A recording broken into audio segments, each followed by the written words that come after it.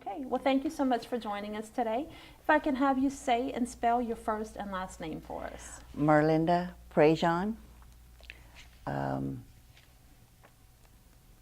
I go by Merlinda Valerie Prejean. I've been Valerie for years and years, but with the Privacy Act, you have to use your first name on the birth certificate. Sure. So, all right, so spell it out for us. Okay, Merlinda. Valerie is Valerie. Prejean is P as in Paul, Rejean. Gotcha. So tell me about where you grew up. I was born and raised in a little university town, Bowling Green, Ohio, home of Bowling Green State University. And back then it was very small. It was just a few buildings, a few dorms, a few houses, things like that. And kept us pretty, kept the town going pretty much. And I went to school, a little Catholic school there, and basically that's it. Do you have any siblings? Or were you an only child? No, we're a family of 6. Okay. I have an older sister. I'm the second to the oldest. Then I have 2 brothers, and then 2 sisters.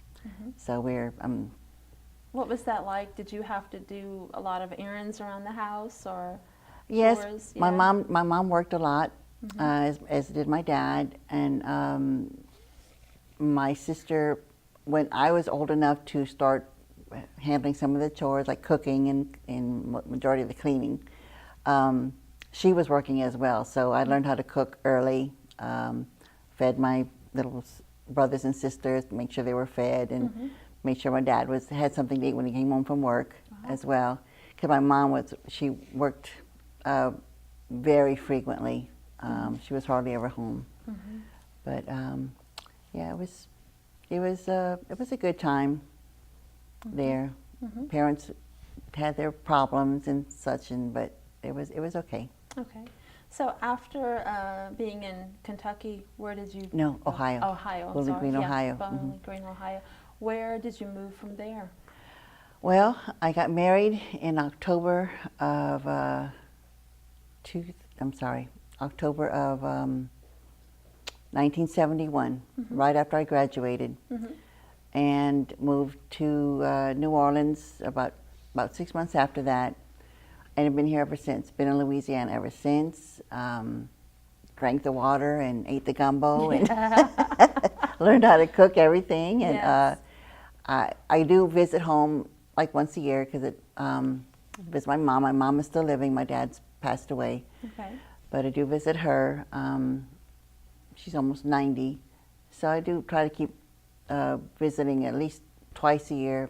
Once a year is Gotcha. what I usually So do. tell me about your career path. And I know that you are the founder of the Veteran Benefit Assistance. Tell me about that program and how you came about founding that. Well, it came about because I lost my job, and my sister was doing this in St. Louis. Then she moved to Florida and began helping another individual begin her business helping veterans. But this was basically home care. She was getting overwhelmed with a lot of the paperwork, so she asked if I could come assist her. And in the meantime, she would try to teach me the process, procedures, and rules, regulations of the VA benefits program. So I helped her there in Florida for a couple of months. Then I moved back. There were some issues with my employer, so I came back to Louisiana. Then my sister came back as well. Began working for a company in Mandeville. So, and I was still out of a job. I would get a job every now and then. I specialized in RV parts and service. So that's what I did majority of my life. Okay. So going back into the field, I couldn't. As I was getting older, the positions were for more, I don't want to say experience, but were younger individuals. So I began doing this, and as I began learning more and more about it, and talking to the different veterans and different surviving spouses of veterans, I realized that there was so much they didn't know about this program. And as I was learning, I was helping them research the different benefits that the VA offers to them. There are 4 different benefits that the VA has, and they just need to learn about them. Okay, so tell me more about the mission of your organization. My main mission is to reach out to as many of the senior veterans. They have a place in my heart because a lot of them are not computer literate. They don't know of the program. A lot of the veterans in this area are, they're either living alone, their families are states away or towns away, miles away. And if I can reach out to them, and I do reach out to them through home care agencies, I get referrals, basically to find out if they do need assistance with home care. The VA offers a non-service connected pension that helps them pay for home care. It's like a reimbursement pension, but very complicated process, and there's rules, regulations, how they can qualify, how they're eligible, things like that. So you help them through the process? Yes. I teach them about the process. I teach them what options they have, and if they decide to go forward with it, and there is usually no reason why they couldn't, then I begin all the filling of the forms and doing the paperwork and submitting applications and so on and so forth. How long would you say that you've been doing this, and how many lives have you impacted so far? Well, I've been doing this since 2011. I became accredited in 2013. And accredited means that the VA certifies what I do. It's perfectly legal. They trust my discretion in assistance for the veterans. I opened up From the Heart Veterans Benefits Assistance in August of 2017. So it's really new. Yeah. It's a one-man band right now because and the calls come in. A lot of my business right now is word of mouth. Sure. And it keeps me so busy right now. It's very fulfilling. Oh, definitely. Well, I mean, veterans, have done so much for our country, obviously, and we certainly can't thank them enough for their, service. Contribution, service to our country.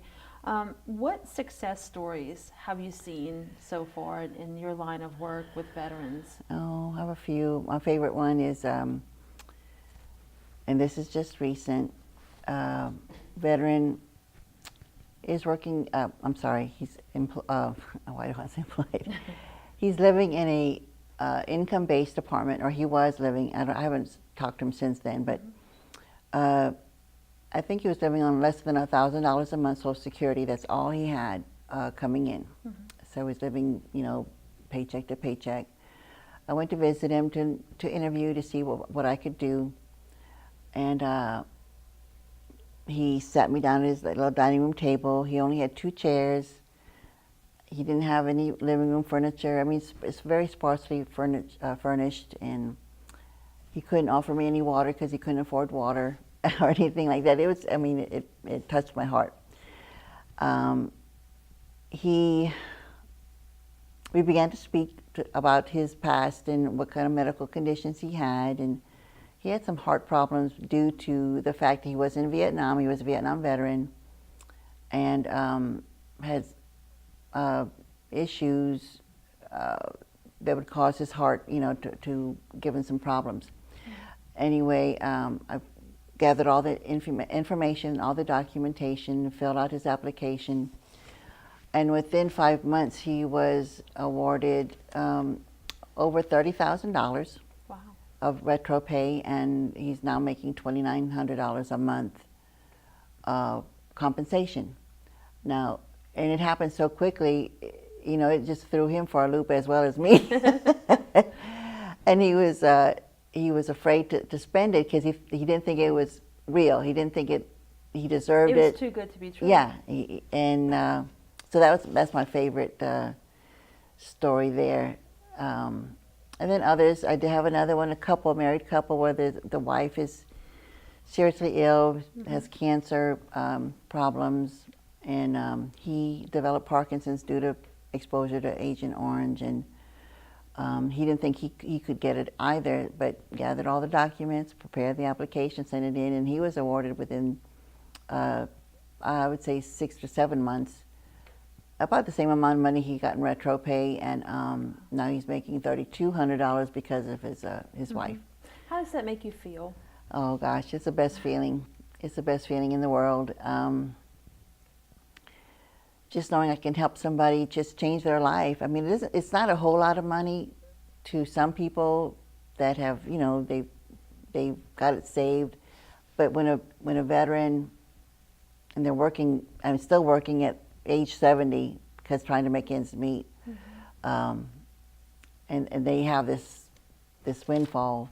I'll call it a windfall, but it's just wonderful. It's a wonderful feeling. I was blessed with having the patience and dedication and to help these veterans and their surviving spouses. It's almost like I can't do enough, but sometimes it just seems it is not enough. Yes. Yeah. So. Well, in working for a nonprofit organization, I've worked with a few and work for one now, and there are challenges as well as opportunities. But what challenges have you faced, as working for a nonprofit organization? I really don't have any per se, because I'm just a small. I'm president and the only employee, right. Yeah. So I really don't argue with myself too often. Right. But so really, I've been blessed with that as well. No issues yet, but I'm fairly new, so if there's going to be any, it'll be probably right. At Well, the end I of know, this year. like AOC, you participated in the South Louisiana Giving Day with the Community Foundation of Acadiana, which was a huge success community-wide. Yes. And you also came here to AOC to record a podcast. So we thank you for coming in to do that. Yes. I think that's going to be airing very soon.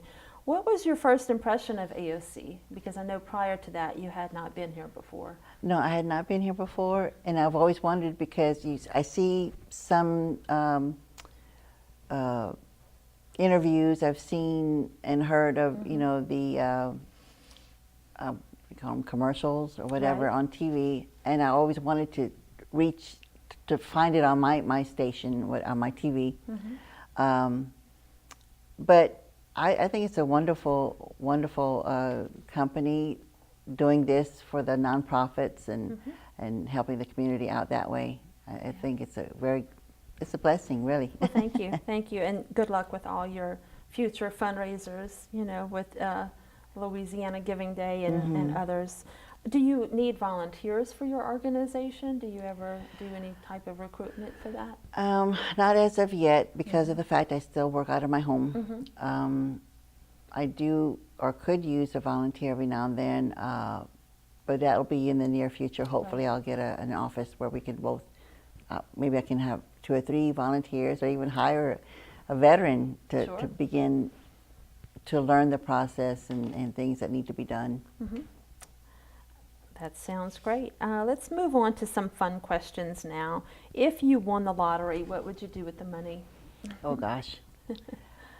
I guess I would make sure that I was comfortable first, not have to worry about anything within the how many ever years I have left. Then I would make my family, or help my family get comfortable.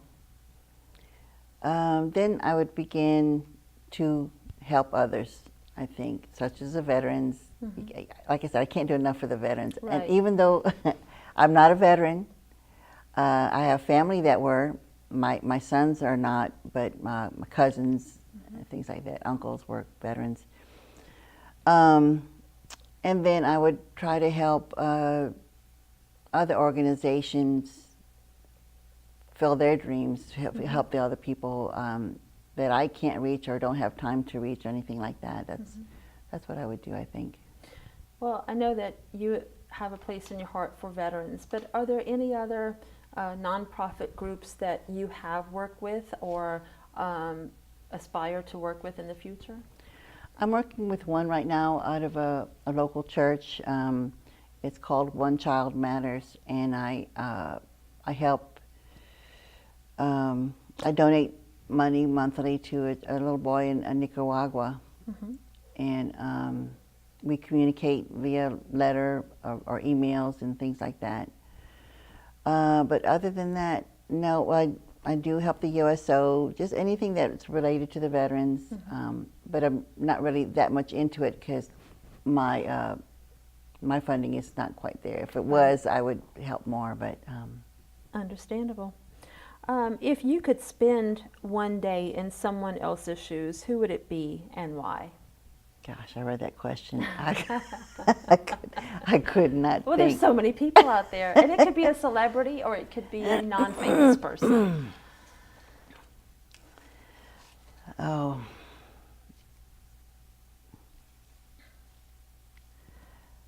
I don't know. I was thinking that maybe Donald Trump. I just don't know how this man just deflects the hate that's pointed at him, as well as, I mean, it just bounces off his shoulders. I just don't understand how he does it. Would you want to spend the life and the day of someone who was a veteran? After hearing their stories, or once they got back home, yes. Yeah. In the field, no. Right. I just talked to so many veterans that are so grateful to come back. I spoke to a veteran 2 or 3 days ago. He was a fighter pilot, and he didn't think he deserved any benefit because he didn't come home maimed or had any kind of stress issues, PTSD. He wanted me to, help the others, and a lot of the veterans do that. They pass on this opportunity, and they consider it an opportunity and not a necessity, to the ones that do need it. And I understand that. And a lot of times the family wants to pursue it just in case, Sure. they could benefit from it. 'Cause all veterans deserve benefits. I don't agree with the fact they have to apply for it. I don't agree with the fact they have to be eligible for it. I think every veteran that comes back from the horrors of war, or they deserve something that's immediate and not having to go through the red tape, the process of getting it, and to sometimes get denied. And So is that something that you would speak or advocate for on a congressional level, or talk to one of your... I would participate in it. I would think just the fact, talking to so many already, some that were denied because they either they were frugal and they saved their money, but because they had this money saved, they aren't eligible for a pension because they have too much money. Now, compensation, you have to be hurt. It'd be a service-connected injury, not necessarily a combat wound or anything like that, but even if they were in training and fell out of a truck or something like that, they would be possibly eligible to apply for disability compensation. But that being said, it's the people that apply for the non-service connected pension that need it the most, and that's the one that's based on the income and military time, medical expenses, and things like that. And those are the people that need it the most. Sometimes can't get it because they make too much in Social Security, or just things like that. Their income. Everything just doesn't balance out. No, and that hurts my heart because a lot of them need extra help, and if they can't pay for it, or if they the only way they can get reimbursed if they use all their income, all their Social Security, to pay for medical expenses that will be reimbursed eventually by the VA. And this is usually like a 4 or 5 month process for them to do that. So yeah, I would participate. I'm not a very good speaker, so but You could vote for someone that yes, would yes. help you with those changing the law. Yes, Yeah. yes. A fun question now: if you could travel anywhere in the world, where would you go? That's another one I want to answer. Which it would help if you won the lottery. That way, Exactly, you could go anywhere. exactly. Well, the only place I think it's kind of safe in the world nowadays is all of my travel dreams have just disappeared. But I did want to go to Rome, Italy, Europe, around there. I think that would be a beautiful dream, just to see all the history, all the artifacts, all the buildings that you learn about while you're in grade school, things like that. Before the interview, we talked about where you are descended from, and you have some ancestors from Mexico and South America. Yes. Would you want to expand on that a little bit? Well, yes, my grandparents, all 4 grandparents were from Mexico. I didn't know them that well. I knew my mother's parents. My grandfather died when I was 5, and that was a blow to my growing up there. I think we were very close. I don't remember a whole lot of my childhood, but they used to come into, my grandmother and grandfather had several homes because they would migrate. They would be migrant workers and work fields and work orchards and things like that to keep their family fed. My grandmother had 14 children, and my mother was the oldest of the girls. And there's only 4 left now. All the others are gone. But and I was not able to speak that much to them because they were, Spanish speaking, And you were taught to only speak in English. Only speak English to go to school. They didn't want the pressure of having to learn English in school. They wanted us to be prepared. Right. So there was really little communication with my grandmother. And my father and mother's both were fluent in Spanish and English. I used to laugh at my dad because we used to make fun of him, not make fun, but poke fun because of the way he would cripple a few words, It just, it was so funny. He was a funny man. I know that, I miss him a lot. I miss him a lot. And you mentioned early on about your mother and that she worked a lot. Do you think that you inherited that work ethic? I never thought about it that way. Yes. I do have a strong work ethic, and to this day, it seems like I can't do enough to keep up with everyone that needs the help. And as I was working, my first, and I know one of the questions is, what was my first job?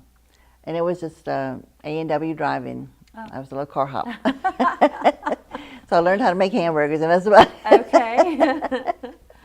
How old were you? I was 15. You were 15. That was your first job. Yeah. I had to get a work permit from the state or something. Then my mom had to sign it as well. So yeah, it was I went after school job, and then after that, it was just different restaurant work. Yeah. So I kept busy doing that. And then you mentioned also about RV parts and service, that you were in that industry for a long time. Tell me more about that. Oh my goodness. Well, that began when I gave up my life with my first husband, and we ran an auto and truck shop for 18 years. So that's where the majority of my learning about the RV business came from. Okay. And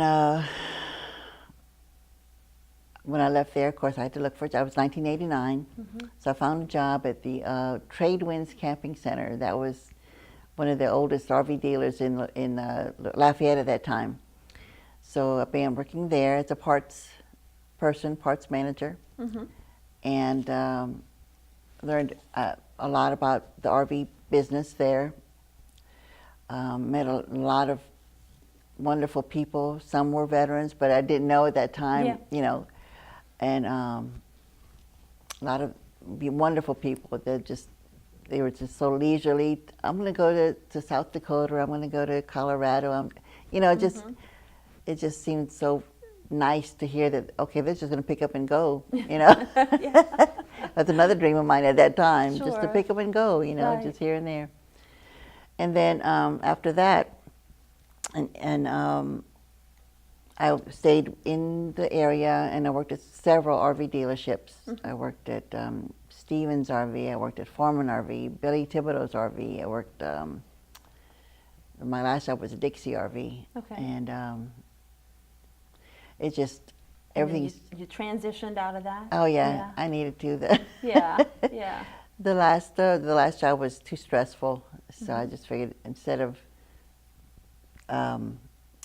dealing with that, coming home just so angry all the time, I'd rather help somebody at my pace, at my, you know, leisure, and listen to their stories and see how I could help them. And it's worked out very well, very well. Good. We're halfway through the year now. What do you envision for the rest of 2018? I think that I'm going to be reaching more and more veterans, either through the different interviews, the different networking meetings, reaching out to home care agencies, assisted living facilities, social workers. The more I can contact or stay in contact with them, the more I can help the veteran that needs the assistance. And I believe I will reach out to more and more and be able to help more and more veterans and their surviving spouses. Be more comfortable at the end of, you know, their time. And what I do is I help the families of veterans when they know their parent wants to stay at home, and it's impossible because a lot of them still work. You know, this extra money helps them hire someone to stay with their parents so they can stay at home in their own home. That is a very big issue with a lot of the veterans. They don't want to be placed in a nursing home. They don't want to be placed or be trusted with somebody that's not going to care for them. There's just so many issues with the elderly anyway. Yeah. But my heart's with the veterans. So if I can reach out to them, help them with the VA for the VA to help them financially, that's what I want to do. Where do you see yourself in 10 years from now? In a rocking chair somewhere and on the porch. I'll be 65 this December, so hopefully I don't get too burned out. You know, I want to help so many people, but sometimes it's just impossible. The VA is a hard department to fight a lot of times. Well, I think if you can help just one person at a time, exactly, that can make a big difference. Yeah, that's true. That's true. So how do you want to be remembered? As a nice lady. I want to be remembered as someone that thought of others first, someone that can be counted on, you know, when they're reaching out for help or have questions, and they, you know, I want to be there for them just to ease their mind or help their aunt or uncle or brother or anybody like that, anybody that that needs the assistance that was related to a veteran. You know, just I want to be there for them at any time. They can reach me at any time. That's awesome. Well, that concludes our interview. Thank you so much for coming in. Well, thank Appreciate you. it.